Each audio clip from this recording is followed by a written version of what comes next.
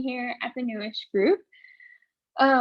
We have Sarah Beth and Christy with us. I'm so excited that they're here because they're new to Platt, and I think this is a really fun way for you guys to get to know them and for them to share their story. So Sarah Beth and Christy, thanks for being here. So I have bunches of questions for you, and don't freak out, I'm about to spotlight you, which means you're gonna like blow up a little bigger for everyone. Just one second. Okay, perfect. Okay, so for the two of you, I know you just shared how long you've been in real estate, but can you talk a little bit about your journey getting into real estate? Like, what was that like for each of you? Sarah Beth, we'll start with you. Okay, so I was selling shoes at Nordstrom. And I don't know if you guys know Natanya, but she was the general manager there. It was my first sales job. I just graduated college. And I realized I was pretty good at sales, but I had a cap of how much I could sell because it was shoes and there was only so many hours in a day to do that. So it was 2009, market sucked, but I was like, hey, if I'm going to do real estate, let's, do it while it's crappy. I can learn a lot, which was kind of laughable because you really don't learn until you start going through the deals, but whatever. And started at Center 21 on Mass Ave in 2009, 2008, whatever that is. And met Christy in 2011. We started a team in 2012. And here we are, what is that? Almost 10 years later. That's so good. Yeah. Christy, what about you? What was your journey? I was in sales. I was like a case manager at a maximum security men's prison. So don't fuck with me. If you guys can't tell, Sarah Beth has a lot of personality and it's amazing. So good. Okay, Christy, how did you get into real estate? So I graduated in 2008, great time to graduate. And I went to Purdue with a degree in communications and PR. So when I first moved here, I worked for a really small family-owned business in a PR firm. I worked there for maybe 3 months, I think. And right away they started laying people off because it was 2008. So I was out of work for about a month, I think, and then was introduced to a local real estate investor. So I worked for him for a little while just as like lead generation, office assistant, whatever. So he paid for me to get my real estate license while I worked for him, and then realized very quickly I didn't want to work for somebody, wanted to go off and be my own boss and all that stuff. So in 2011, joined C21, met Sarah Beth, like she said, and been working with her ever since. Okay, I love your guys' relationship and how you relate to each other. Can you talk about like how you guys first met, how you decided to form a team? Like, what was that like? Oh, go ahead. I was just gonna say, so we first wanted to join forces, I guess, because we wanted to save money in marketing materials. So we wanted to help each other pay for postcards and just, put both of our info on there. So we did that, and we were like door knocking and walking down the street, giving out our postcards. And yeah. Go ahead. I know you want to tell the story so bad. So do it. Tell the story. One time we were doing that, and Sarah Beth walked up to a door. Okay, first let me. I don't trust her. So we were brand new door knockers, which sucks if you've ever done it. And we both, neither one of us, I don't think, had sold anything, or maybe I had sold like one house. We had no idea what we were doing, and it was fine because it was middle of the day. No one was ever home. I went up to this door, and the door was wide open, like the front door, like the glass door was shut, but I saw people and I freaked out. I took off sprinting like Jackie Joyner Kersey down the driveway because I was so embarrassed that somebody was literally in the house. It was pretty, Kersey's like, what are you doing? I'm like I was still on the street. I was still standing on the street, and because we were taking turns going up to the doors, and she like starts sprinting towards me. I'm like, what are you doing? The whole point was to meet people, and I got terrified when somebody was actually in. Don't do that. You guys didn't door knock together? Like, I feel like it would have been like, felt way safer to go up in pairs. I don't know at the time that we were actually door knocking. And I think we were really just kind of like laying, it was like leave behinds. Like we were laying them at the doors, but someone actually saw her there. So she freaked out and ran away. I don't know. Yeah, it was pretty bad. Oh, that's so great. Yeah, so I guess like, Sarah Beth, I want to hear the same answer to that question. Like, how did you guys like look at each other and decide we're going to combine forces? So I was so tired of the turnover at Century 21. Like I just stopped even like really, I don't say liking people, but giving anyone the time of day, because it was like they were there for 3 weeks, couldn't hack it, and then they were out. And so when Christy came along, I was like, all right, well, let me give this girl a chance. She like seems nice, you know, whatever. And we kind of just kicked it off. And like she said, we started marketing together. And then Remax had approached me about coming there. And I was like, no, I'm good. I was like, well, unless you'll let me start a team, because C21 wouldn't let us start a team because we didn't sell enough. And when Remax said yes, I asked Christy if she was down to do this. And like I said, here we are. And now we've sold, I don't know, 130, 140 million dollars and throughout the years. So it's worked out well for us. Yeah, that's amazing. Okay, outside of door knocking, what was some of the hardest things about the first couple of years in real estate? Sarah Beth, you first. For me, I just didn't learn the lesson to save money. Like I was like, oh shit, I got a $10,000 check. I'm going to Louis Vuitton. I'm spending it all because the next one will be here next week. That's not how it works. And so that was a hard adjustment for me, just to really realize that, you know, this is expensive anyways. This business is super expensive. Christy and I spend a little over $100,000 in marketing a year. Now we weren't doing that at the beginning, but you know, that was the hardest thing for me. Yeah, that's so right. Christy, what about you? For me, really early on, I would say I had to really learn how to run my business and like my relationship with the clients, like, because you really teach the clients how to treat you. So remember the psycho client I had, Sarah Beth? With the mailbox? Yeah. So I really thought, like, because I was super young. I think I was 25 when I first started. And I really went into the business thinking like, I have to be super professional and, you know, I have to do exactly what the client says. But I had basically, she didn't realize we could fire clients. And now we have fired the fuck out of some clients. Like, fire them. And like so this client was, like I said, psycho. She had me like measuring the mailbox from like, she wanted to make sure it was to code, like the height of the mailbox, like from the ground to, and she got to the point where she wanted to read my emails before I sent them to the other agent, like crazy shit. And I was like, well, I have to do what the client says. Like, but you run your business, you know, you're the professional. They hire you to do your job and you're the professional. Like, you can't let clients run your shit. So that was one lesson that I learned. Like, you're the professional, but that doesn't mean that the client runs you, you know. And definitely you teach the client how to treat you. Same thing with like, you decide what your boundaries are, when you're going to answer the phone. If you want to answer the phone at 11 o'clock at night, then that's your business. But if you don't want to do that, then don't answer your phone at 11 o'clock at night. You know what I mean? Like, then the client's going to know that you're available that late. So you just have to set your boundaries and decide how you're going to run your business. So that was one lesson for me that I learned. Yeah, that's so good. How were you guys getting your name out when you first started? Like, how did you meet people or introduce people to your business and yourself? I think for me, I've always loved to network. I just like people. And the way I've always run my business since day one is that everything I do in life is friends and real estate. There's no separation. So like, I joined a bunch of CCA sports for people. I'm not from here, so I didn't know a lot of people.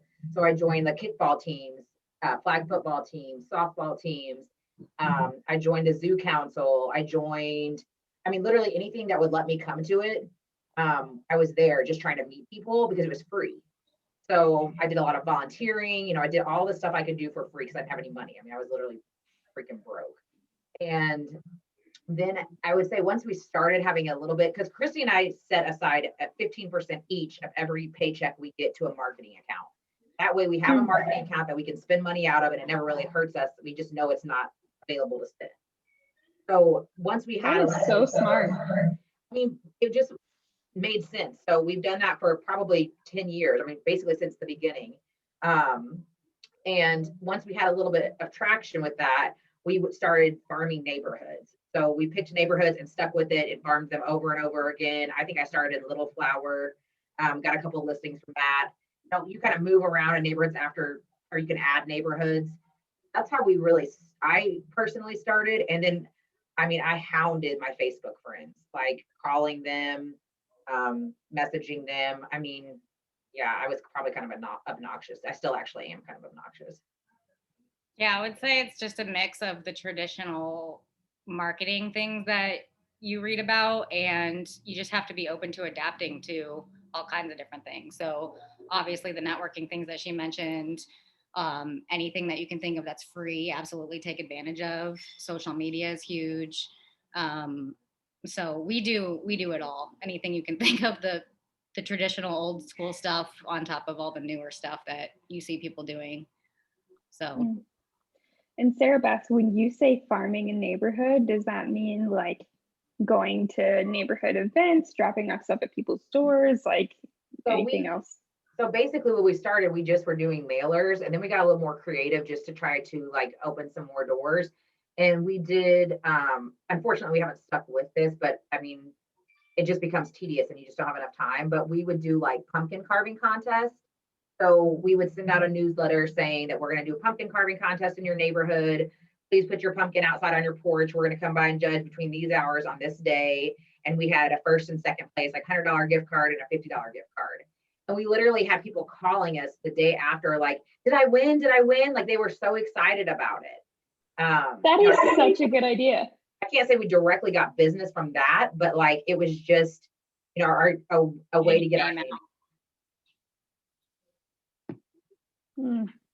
Yeah, that is such a fun, creative idea, guys. Can you talk about each of you, what do you feel like you're really good at in real estate? Like, what is your thing that you're like, man, I really crushed that in real estate? And then can you talk a little bit about like, I really want to grow in this area of real estate? Christy, let's start with you.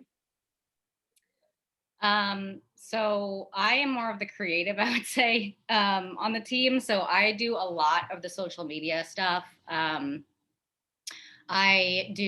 my last name is Snap. So I don't use Snapchat, the app, but on Instagram, I created a weekly Snapchats. So I come up with a topic once a week and I do a Snapchat. So buyer and seller tips. It's really short, like maybe a couple minutes. And I just create a little video and I post it on my Instagram, on IGTV. So I try and just provide value on my Instagram, and do that kind of stuff. So as far as what I could be better at, I'm more of a homebody.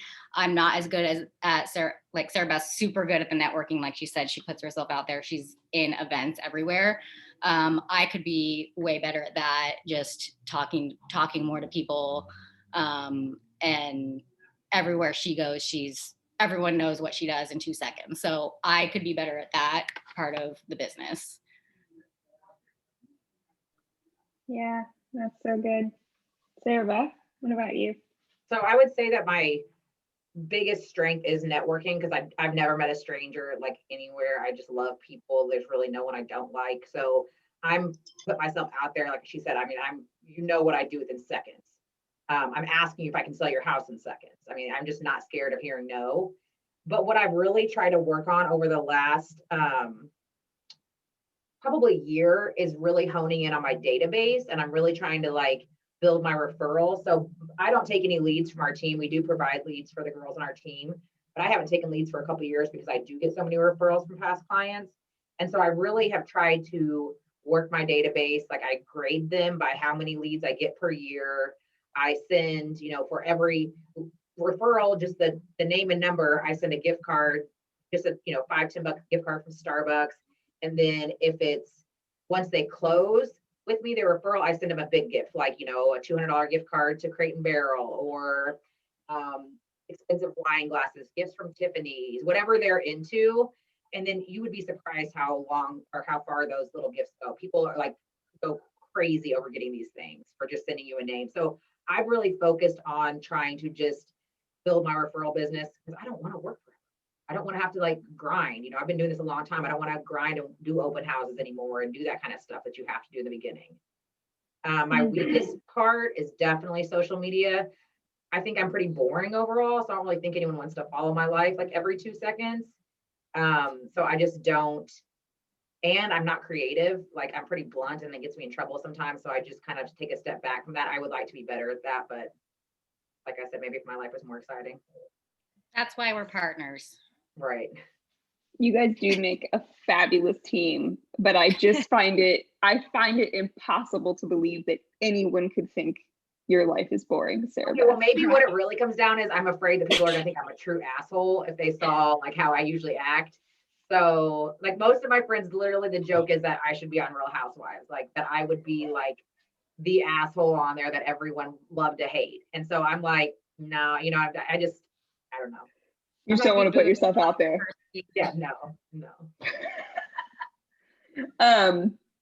Okay, along those lines, can you guys talk about, like, I mean, obviously both of you have been in this business for a long time now.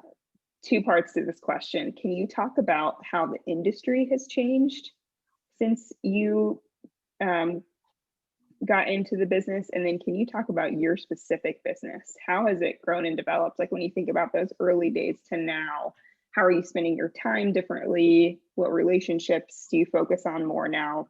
All that stuff. Okay, so start with the industry and then your own business. Sarah Beth, I'll start with you.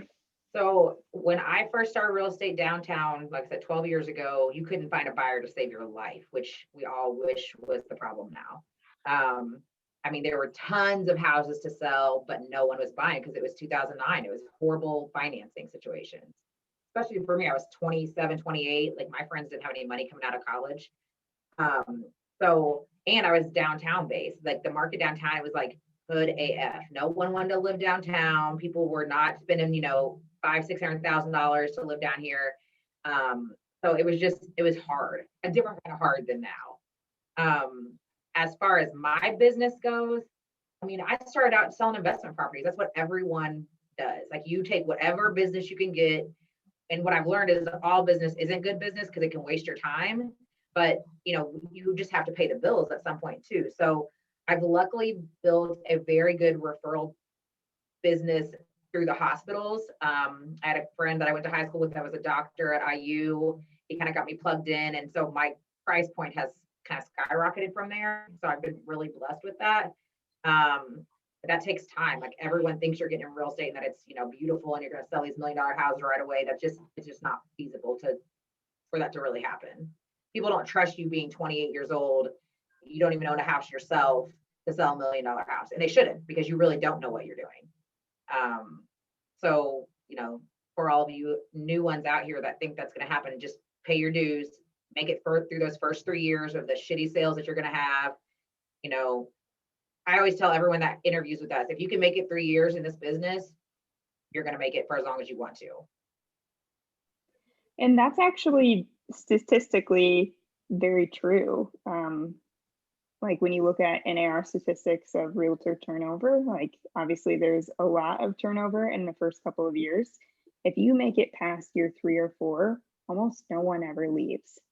Yeah, that's wild. Something that I tell recruits is a little bit of encouragement. Like, if you can make it, then like, you're in for life. Christy, what about you? How has the industry changed? How has your business changed?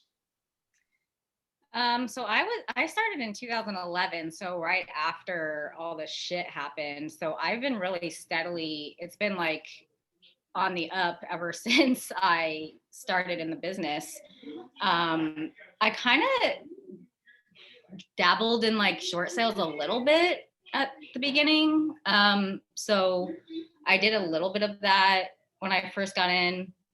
But I have only seen it gone up. Obviously, the past few years, the low inventory has kind of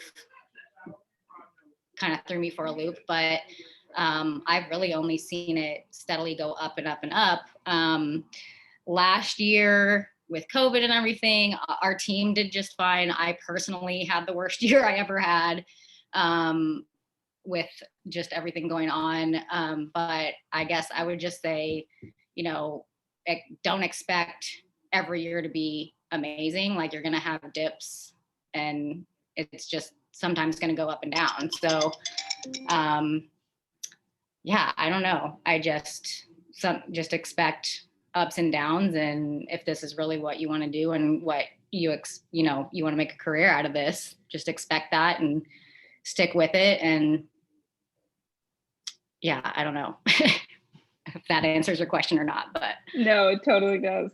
Yeah, thank you. Can you guys talk a little bit about your team? Your team has obviously grown quite a bit in the past couple of years. Can you talk about what it's been like to build that and to have people, a team of women who works with you? What's that been like for you? What's good and hard about that? Yeah, so there are currently 5 of us, including me and Christy. Christy and I are business partners. We split everything 50-50, all our marketing bills, all of our commission checks.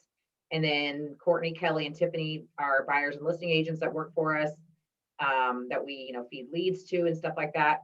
We've gone through, I don't know, probably 10-ish buyer's agents over the years.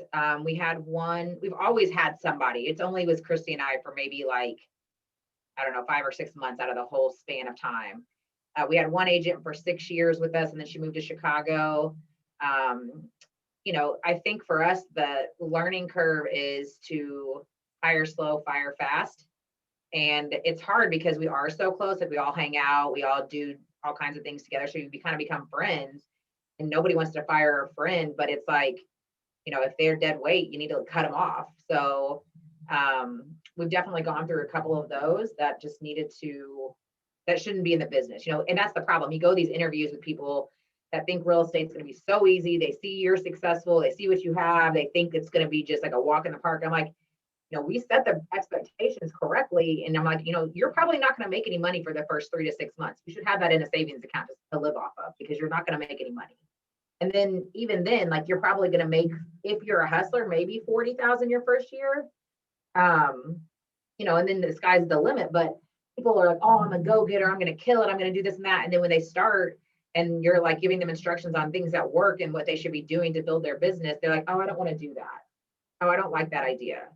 Well, I didn't fucking ask you if you like the idea. Did you want to make money or do you not want to make money? Because if you're working for us, we want you to make money, because that's how we make money. So, a lot of people just hype themselves up thinking they're good at sales just because someone else told them they are. And a lot of times they really shouldn't be in sales. And we learn that very quickly when they start working for us. Oh my God, Billy, stop now. I'm embarrassed. No, it's so good. I love the truth. Sorry, I do cuss a lot. I know it. I don't even think about it. Oh my gosh. You fit right in this group, Sarah Beth. No worries. Good to know. Christy, what do you got for me? I don't think I could say it any better than that.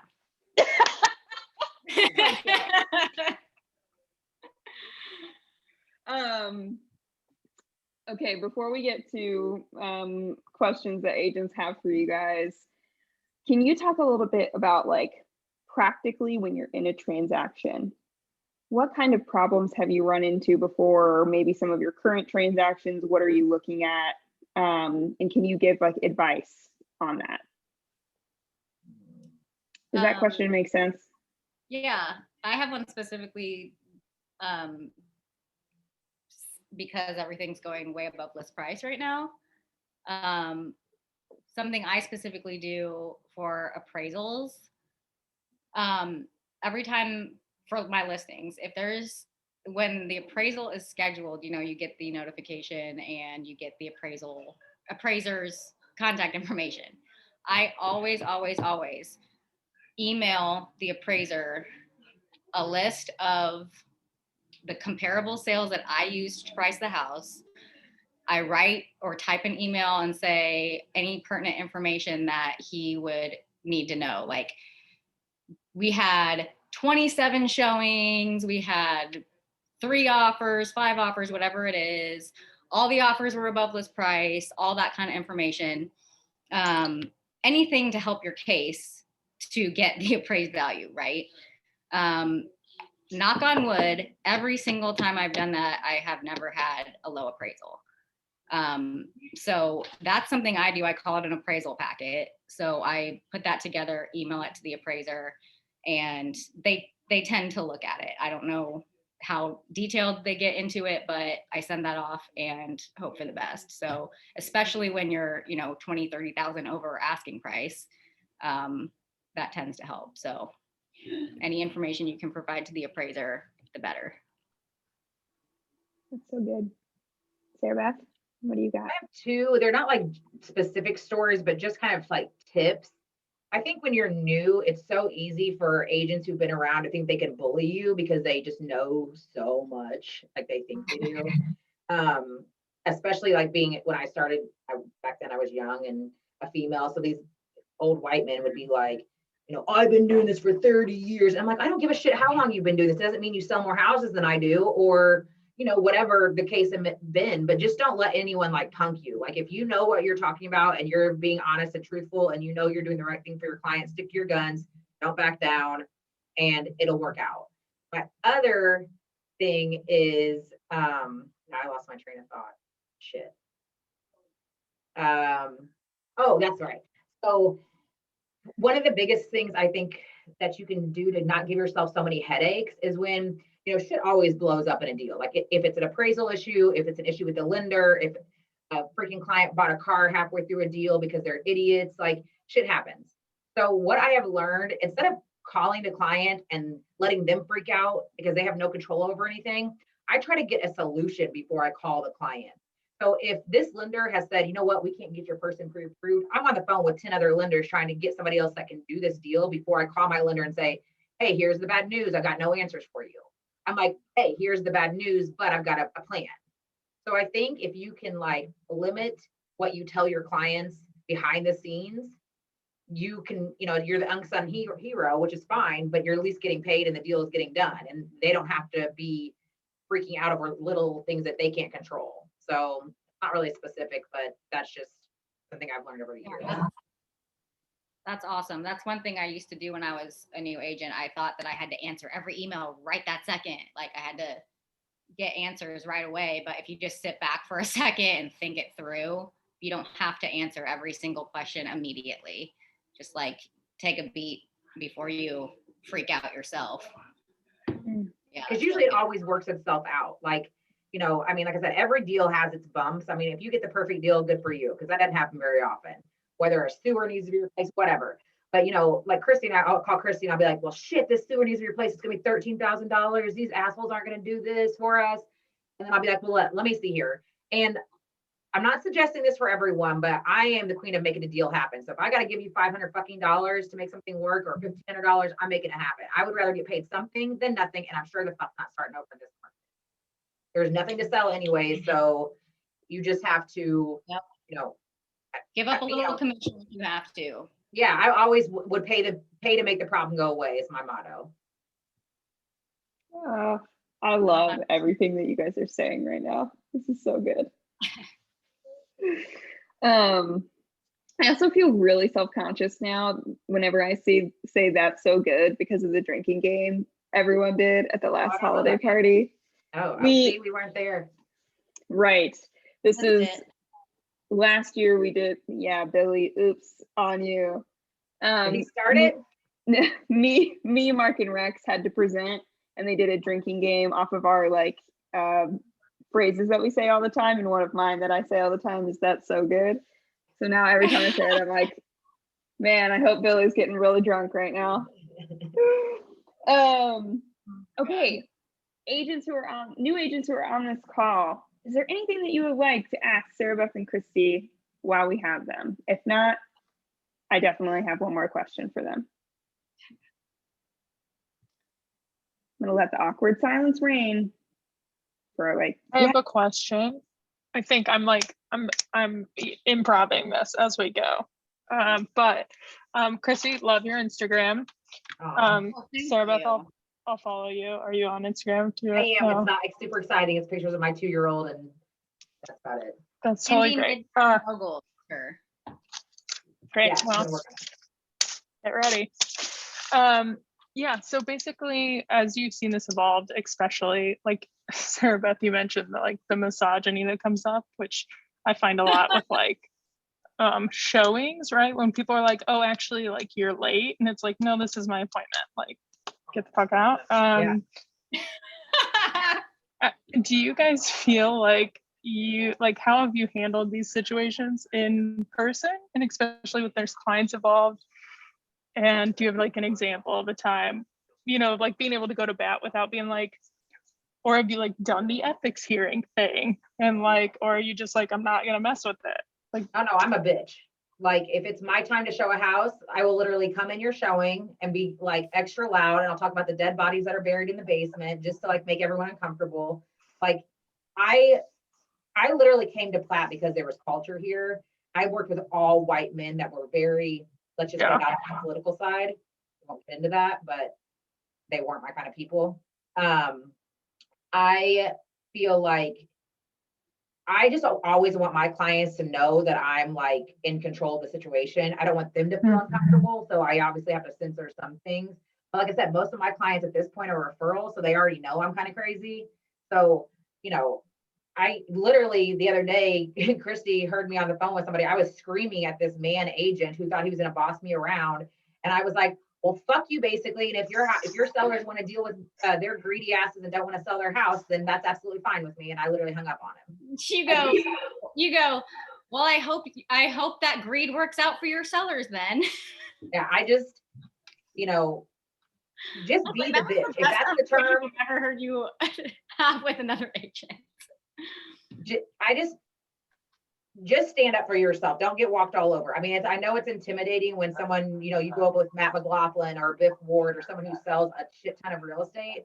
But honestly, like we've done plenty of deals with those kind of people. Those are usually the nice ones. If you look at the numbers of the assholes, it's usually they sell 3 houses a year and they don't know what they're talking about. And, they're like, oh, I've been doing this for 2 years. Well, you sold 6 houses in this.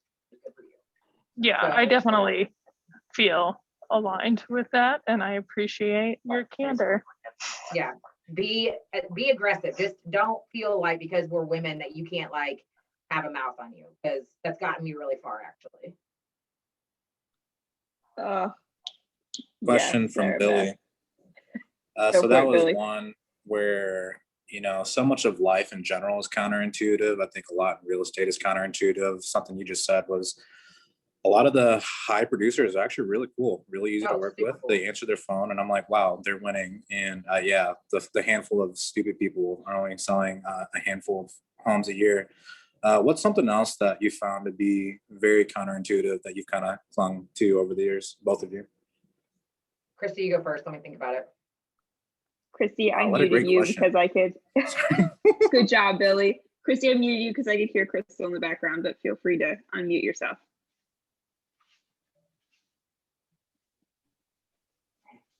So I'm sorry, what was the question, Billy? What's something else that's very counterintuitive about the business that you've really clung to over the years or hung on to and kept in your back pocket?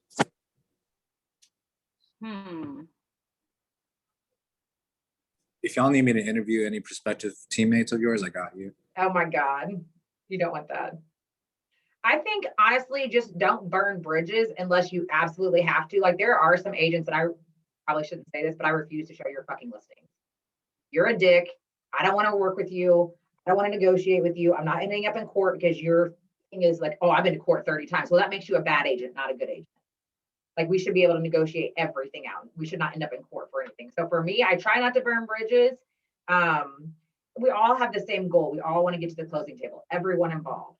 So for me, I just try to make it as pleasant as possible. Like I think if you were to talk to agents that work with me, like I'm usually really fun. I'm usually pretty easy to work with, unless you like try to screw my client, then you're gonna get cussed out. But overall, like, we, like I said, we all have the same goal. So I think just trying to like if you have to cuss them out in your mind or to a friend before you call them, then by all means do that. But like, try to be level headed when you talk to people, even if you know they're wrong. I don't know how much, if that's really great advice, it's probably common sense, but this market is just not that big to be able to, to limit yourself. Those agents probably don't even know that I hate them and don't show their listings. I've never expressed that to them. I just know I don't want to work with them again. Yeah. Sometimes it's like Sarah Beth will come to me and say like something's going on with one of her deals. And I'm like, why don't you say this to him? Like, she was like, I have to get through it. I got to be nice. Like, and I so badly in the background want to like yell at the other agent for her and vice versa. But, yeah. And clearly I'm not quiet. I can handle myself. I obviously have no problem speaking my mind. I think everyone knows that, Sarah Beth. But what I'm saying, so, I have to bite my tongue a lot, because if you ever want my list of agents not to work with, by all means, I'm happy to share it with you. I'm just not going to broadcast it out here right now. But there's definitely a few. But it is very frustrating sometimes to work with certain agents, but keeping it in mind that you do need to get your client to the closing table. You can be stern and stand up for your client and stand up for yourself without being an asshole. So, like she said, have those conversations with your teammates and with, behind closed doors first, and then just get your client to the closing table in a professional manner without losing your shit. And I think another thing for me is I've worked really hard on treating all my clients the same, whether you're selling a $50,000 investment property or a $2 million house. I literally was giving birth. Literally, when I say giving birth, I was getting ready to start pushing, writing an offer for Miles Turner.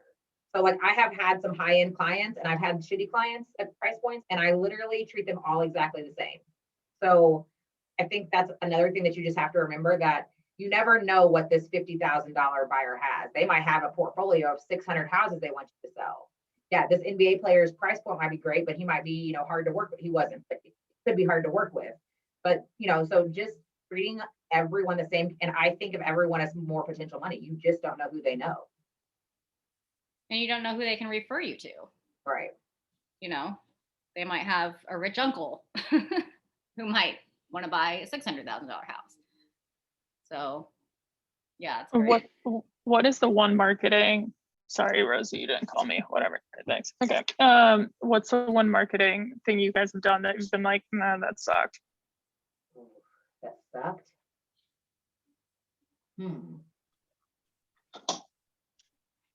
I don't know that I've ever really thought of anything that that sucked. I wouldn't be door knocking, and I'll fucking tell you that.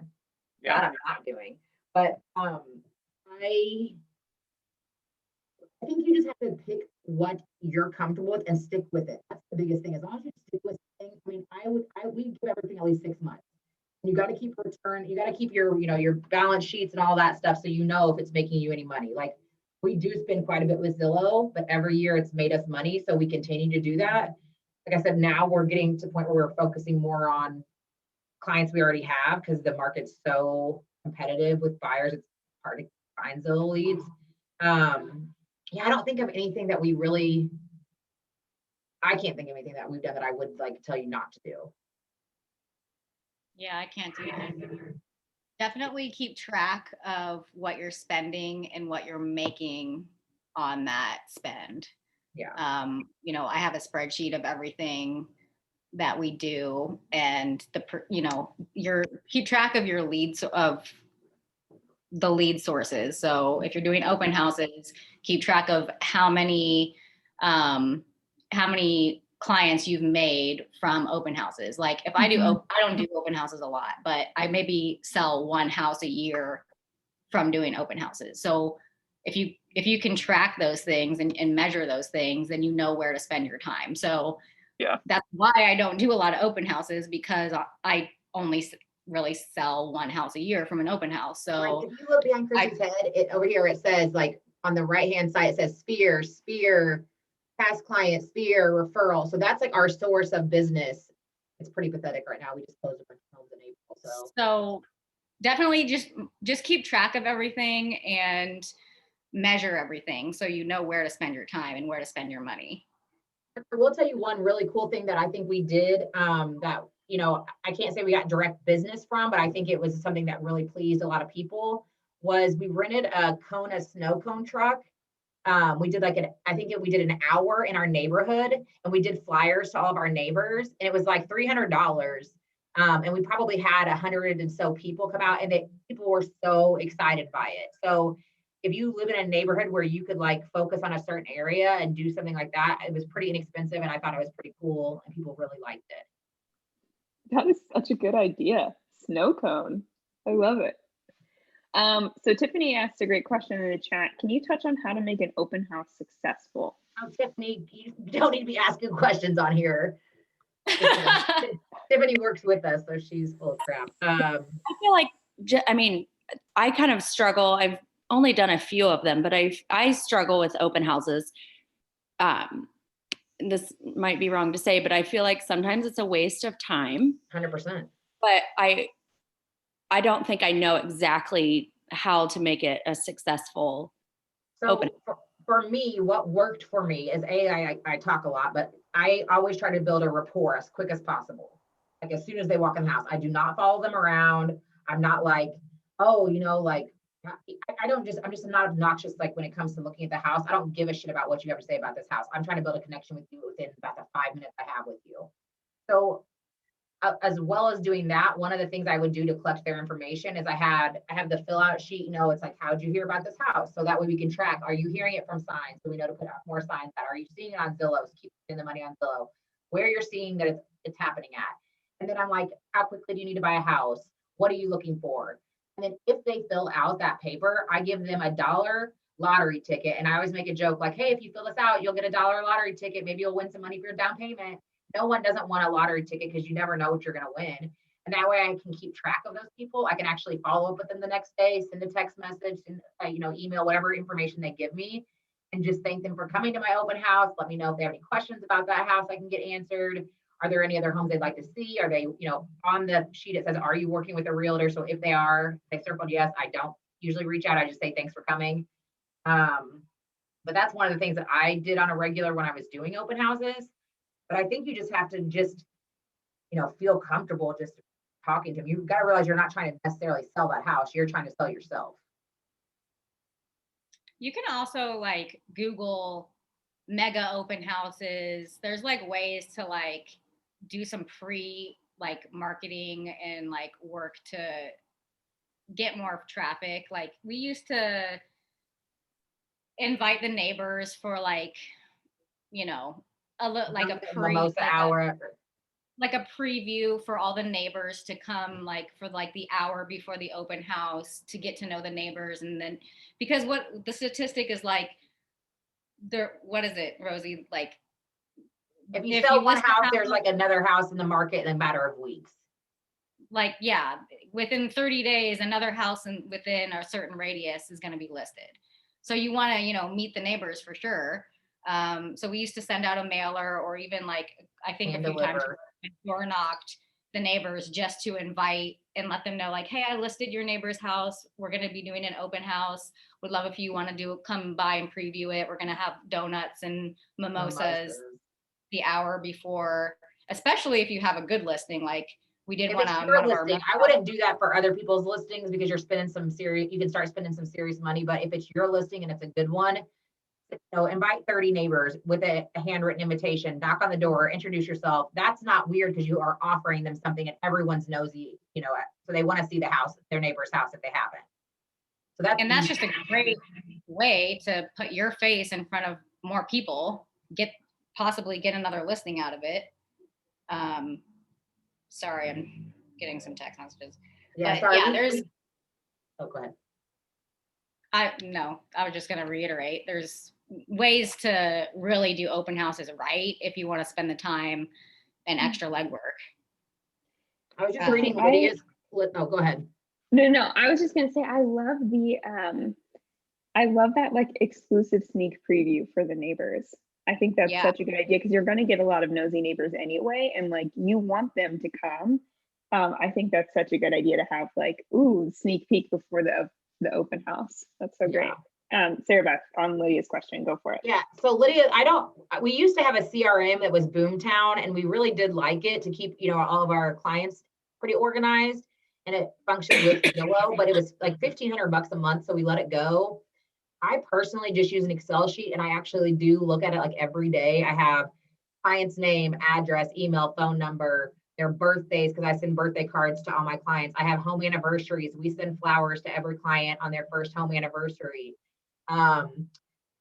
We have, so for me, it's really just my database that I keep very organized. And, I don't really have any other tools that I use that I'm organized or efficient with. It's really just, I'm a list person. I have 100 lists in my office. If you come in here, you're going to see my top goals, my top clients, every list you can think of, I've got sitting next to my desk. So I'm probably not the most organized person, honestly.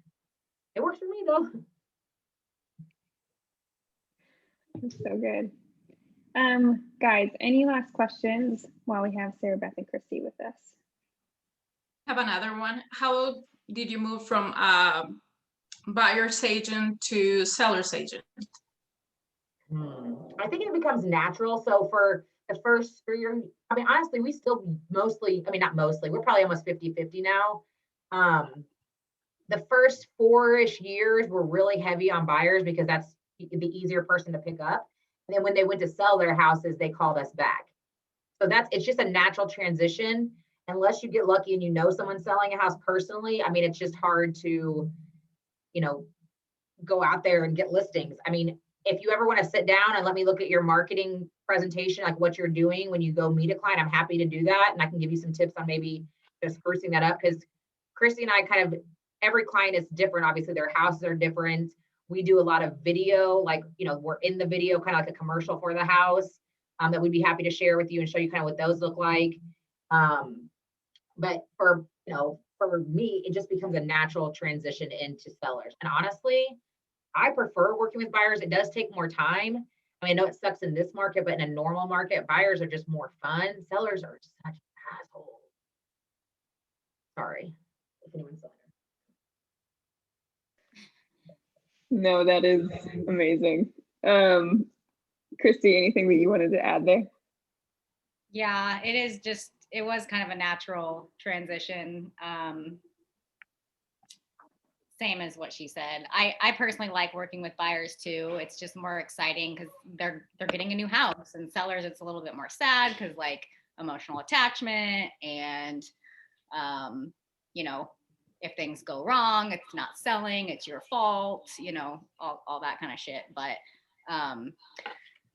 yeah, I don't know. It is more of a natural transition into sellers once you get some buyers under your belt, and then a few years later they need to sell. But also part of, can you mute that? Oh, it's just echoing now. But yeah, I don't know. I don't know, whatever she said. Guys, thank you so much for coming today and speaking with us. Oh, there's another question. Yep. Do you consider long-term effects? None of the. I don't share that with the clients that we're doing it up front. I hold it as my last ACE card. If the deal's gonna fall apart over $1,000, I'm gonna give it out of my commission. I'm not suggesting, I don't do it for every deal. I would say 1 out of every 10 deals do we have to throw a little cash at, and usually it's $200 or $300. It's not anything crazy. But I definitely wouldn't ever set the precedent and tell them that you're willing to help them out until you've exhausted all options. And they're very grateful for that usually too. And it's transaction by transaction. It's not something that's a lingering long-term thing. It happens for that transaction, it closes, they're grateful for it, and you move on to the next one,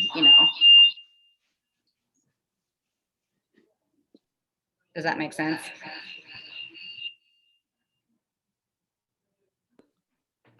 That's perfect. Thank you. Guys, I'm going to go ahead and call this to a close. But Sarah, Christy, thank you so much. Thank you for being at Platt. You guys add so much. So thank you so much. Everyone else, have a great day. Thanks. Thank you.